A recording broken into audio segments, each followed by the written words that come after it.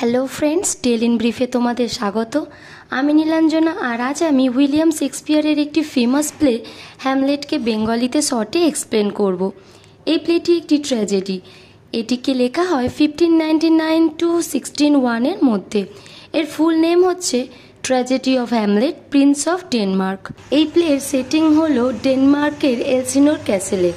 এবার আমরা ক্যারেক্টার লিস্টটা দেখে নেব। ফার্স্ট ক্যারেক্টার হলো হ্যামলেট, গল্পের tragic hero. Next character Claudius হলো হ্যামলেটের কাকা এবং এই প্লের ভিলেন। ডেনমার্কের বর্তমান রাজা ইনি। হ্যামলেটের বাবা মারা গেছেন, তাই ক্লডিয়াস হ্যামলেটের মাকে বিয়ে করেছে। নেক্সট ক্যারেক্টার গার্ট্রুড হলো হ্যামলেটের মা, ক্লডিয়াসের ওয়াইফ। নেক্সট ক্যারেক্টার পোলোনিয়াস হলো ডেনমার্কের লর্ড অফ চেম্বারলেন, মানে হ্যামলেটের ক্যাসেলের প্রহরী। নেক্সট অফেলিয়া হলো পোলোনিয়াসের মেয়ে, যাকে হ্যামলেট ভালোবাসে। নেক্সট ল্যাটেস হলো অফেলিয়ার ভাই। নেক্সট ক্যারেক্টার হোরাসিও হলো হ্যামলেটের বিশ্বস্ত বন্ধু। এবার আমরা স্টোরি স্টার্ট করব। প্লের প্রথমেই দেখা যায় একটা ভূত, যাকে হ্যামলেটের বাবা অর্থাৎ ডেনমার্কের প্রাক্তন রাজার মতো দেখতে, যার রিসেন্টলি মৃত্যু হয়েছে। ভূতটি ক্যাসেলের দেওয়ালের আশেপাশে ঘুরছিল। প্রহরীরা দেখে ভয় পেয়ে কথা হোরাসিওকে জানায়। হোরাসিও এবার নিজে দেখতে যায় এবং দেখে যে সত্যিই তো এটা তো ডেনমার্কের রাজারই ভূত। এবার হোরাসিও এবং প্রহরীরা হ্যামলেটকে গিয়ে কথা জানায় এবং হ্যামলেট ভূতের সাথে দেখা করতে যায়। সেখানে ভূতটি হ্যামলেটকে বলে, আমি তোমার বাবার আত্মা। তোমার কাকা ক্লডিয়াস আমাকে ঠকিয়ে হত্যা করেছে। এখন নিজে ডেনমার্কের রাজা হয়ে সিংহাসনে বসেছে এবং তোমার মাকে বিবাহ করেছে। এবার তোমায় এর বদলা নিতেই হবে হ্যামলেট। একথা বলে ভূত উধাও হয়ে যায়। কিন্তু হ্যামলেট তবুও সম্পূর্ণভাবে বিশ্বাস করতে পারে না। তার মনে একটি সন্দেহ থেকেই যায়, সত্যি কি এই ভূতটি তার বাবার ভূত? সত্যি কি ক্লডিয়াস তাকে খুন করেছে? এই সকল কথা তার মনে আসে। সে প্রথমে যাচাই করে নিতে চায়। হ্যামলেট একটি আইডিয়া বের করে। সে পাগল হয়ে যাওয়ার অভিনয় করে, কখনো সুসাইড করতে যায়, কখনো আবার সংসারের সকল মহিলার ওপর তার অবিশ্বাস জন্মেছে এমন ব্যক্ত করে। অন্যদিকে পলোনিয়াস ভাবে হয়তো তার মেয়ে অফেলিয়ার প্রেমে পড়ে হ্যামলেট পাগল হয়ে গেছে। পলোনিয়াস হ্যামলেটের পিছনে গোয়েন্দাগিরি করা আরম্ভ করে। অন্যদিকে ক্লডিয়াস আর গার্ট্রুড চিন্তিত হয়ে পড়ে হ্যামলেটের এই অবস্থা দেখে। তারা হ্যামলেটের দুই বন্ধুকে গোয়েন্দাগিরি করতে লাগিয়ে দেয়। কি হয়েছে হ্যামলেটের সেটা জানার জন্য। হ্যামলেটের এই দুই বন্ধুর নাম রোসেনক্র্যান্টস এবং গিল্ডেনস্টার্ন। এবার হ্যামলেট প্ল্যান করে একটি নাটকের ব্যবস্থা করে। দর্শকের আসনে ছিল ক্লডিয়াস আর গার্ট্রুড। সিনটি ছিল হ্যামলেটের বাবার ভূত হ্যামলেটকে বলছে যে তাকে ক্লডিয়াস মেরে রাজা হয়েছে। হ্যামলেট ইচ্ছা করে এই নাটকের অ্যারেঞ্জমেন্ট করে ক্লডিয়াসের রিয়াকশন দেখার জন্য। নাটক চলছিল, হঠাৎ যখন মার্ডার সিন আসে ক্লডিয়াস উঠে চলে যায় এবং হ্যামলেট ক্লিয়ারলি বুঝে যায় ক্লডিয়াসই আসল অপরাধী।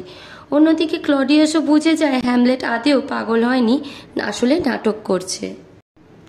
নাটকের পর হ্যামলেটের মা গার্ট্রুড হ্যামলেটকে রুমে ডাকে। হ্যামলেট মায়ের কাছে যাওয়ার সময় ক্লডিয়াসকে একা নিজের রুমে দেখতে পায়।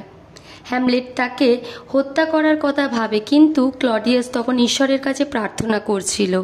তাই হ্যামলেট তাকে ছেড়ে দেয়, কারণ প্রার্থনাকালে হত্যা করলে ক্লডিয়াস স্বর্গে যাবে, কিন্তু ক্লডিয়াসের মতো মানুষের নরকে যাওয়া উচিত।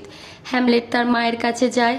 গার্ট্রুড হ্যামলেটকে বলে, তুমি ক্লডিয়াসের সাথে এমন কেন করছো? তারপর এক কথায় দু কথায় দুজনের মধ্যে ভীষণ কথা কাটিয়ে শুরু হয়ে যায়।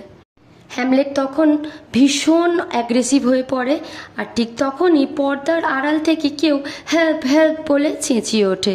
অ্যাকচুয়ালি ওটা পলোনিয়াস ছিল, পর্দার পেছনে লুকিয়েছিল হ্যামলেটের গোয়েন্দাগিরি করছিল বলে। হ্যামলেটকে অ্যাগ্রেসিভ হতে দেখে পলোনিয়াস ভাবে হয়তো সে এবার গার্ট্রুডকে মেরে ফেলবে, তাই সে ভয়ে চেঁচিয়ে ফেলে। হ্যামলেট হঠাৎ পলোনিয়াসের গলা পেয়ে তাকে ক্লডিয়াস ভেবে তাকে হত্যা করে ফেলে, কিন্তু তারপর দেখে এটা তো পলোনিয়াস। এবার তো হ্যামলেট ফেঁসে গেছে। ক্লডিয়াস বলে, চিন্তা করো না, হ্যামলেটের শাস্তি হতে দেব না আমি। হ্যামলেট ও তার দুই বন্ধু রোসেনক্র্যান্টস এবং গিল্ডেনস্টার্নকে ইংল্যান্ড পাঠিয়ে দেব। অ্যাকচুয়ালি ক্লডিয়াস হ্যামলেটকে ইংল্যান্ড পাঠিয়ে মেরে দিতে চায়। ক্লডিয়াস হ্যামলেটের ওই দুই বন্ধুর হাতে একটি চিঠি দেয় ইংল্যান্ডের রাজাকে দিতে, যাতে কিং অফ ইংল্যান্ড হ্যামলেটকে হত্যা করে। বাবা পলোনিয়াসের মৃত্যুর কারণে মেয়ে অফেলিয়া, যে হ্যামলেটের প্রেমিকা, সেও মারা যায়। পলোনিয়াস ও অফেলিয়ার মৃত্যুর খবর পেয়ে অফেলিয়ার ভাই ল্যারটেস ফ্রান্স থেকে চলে আসে হ্যামলেটের থেকে বদলা নিতে। ল্যারটেসকে ক্লডিয়াস আরও উস্কে দেয় হ্যামলেটের বিরুদ্ধে।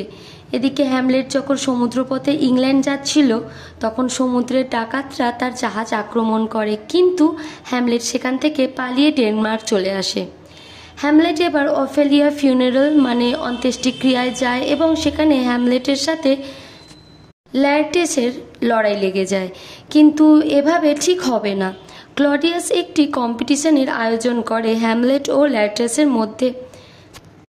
দুজনের হাতে একটি করে তলোয়ার দেয়া হয়, কিন্তু ক্লডিয়াসের প্ল্যান অনুযায়ী ল্যারটেসের হাতে যেই তলোয়ারটি ছিল তাতে বিষ মাখানো ছিল, যাতে সেই তলোয়ারের অল্প আঘাতেই হ্যামলেটের মৃত্যু ঘটে।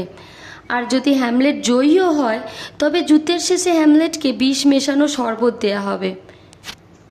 কিন্তু সব কিছু ওলটপালট হয়ে যায়। হ্যামলেটের মা গার্ট্রুড ভুল করে বিষাক্ত শরবতটি পান করেন এবং মারা যান।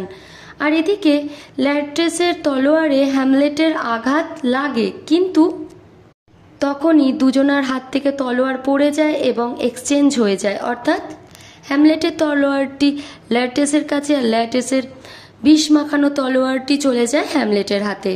তারপর হ্যামলেট সে বিষ মাখানো তলোয়ার দিয়ে ল্যারটেসকে আঘাত করতেই ল্যারটেসের মৃত্যু ঘটে এবং এবার হ্যামলেটেরও মৃত্যু ঘটবে।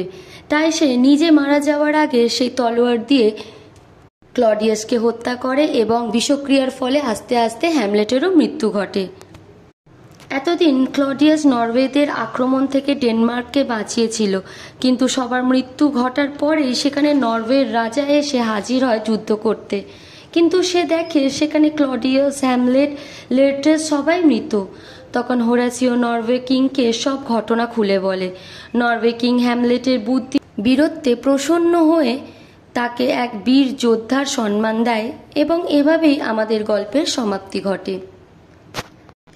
এই গল্পটি যদি তোমাদের ভালো লেগে থাকে তাহলে লাইক করো, শেয়ার করো বেশি করে। আর যদি তোমাদের কোনো বেঙ্গলি এক্সপ্লেনেশন চাই এমন স্টোরির, তাহলে আমাকে কমেন্টে জানিও। চ্যানেলটিকে সাবস্ক্রাইব করো। Thanks for watching.